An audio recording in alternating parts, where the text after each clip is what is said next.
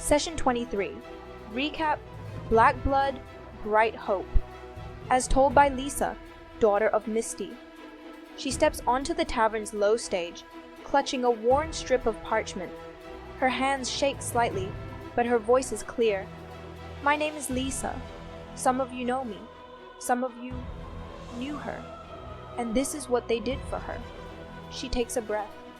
The adventurers set out at dawn, heading southeast, 3 days into the Wild Troll Hills. But the path wasn't clear. Goblins were waiting in the rocks, and kobold scouts with ash-dipped arrows tracked their every step.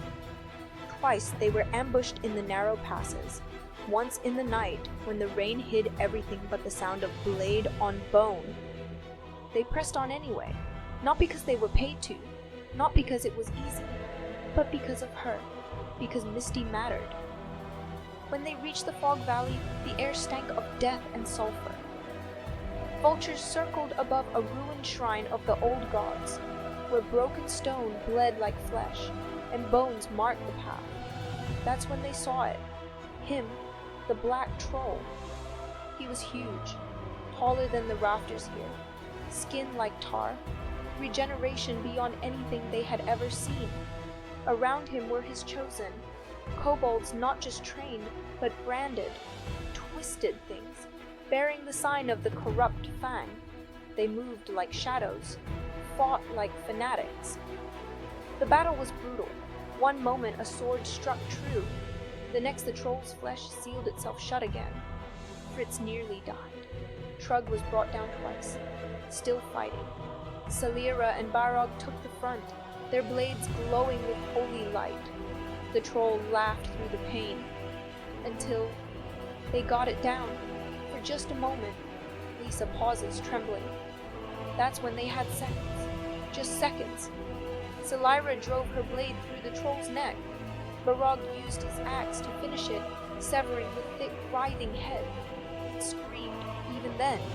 And Trug, sweet, brave Trug, plunged his hands into the steaming chest and pulled free the heart. It was still beating, still alive. They wrapped it in cloth soaked with divine oil and ran, but the hills fought back. Thunderstorms rolled in, mudslides swallowed the trail. Goblins harried them from the cliffs, throwing javelins and shouting war cries in a tongue that curdled blood. At one point, they had to swim a flooded river and nearly lost the heart. And all the while, the heart began to slow. By the time they reached Old Arwa, Henrik and the others were already outside the temple, waiting. And when the heart touched the altar, her voice cracks. It was still beating, just barely, but enough. Lisa looks around the tavern. She sees the regulars. Marda wiping a glass she's already cleaned twice.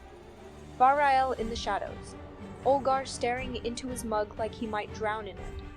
You all called her barmaid, called her sunshine, called her loud, called her friend. They brought back the peace that might bring her home. And I swear, by every flame still burning in this land, we'll bring back the rest. She steps down. The tavern is silent. Then, slowly, they begin to clap.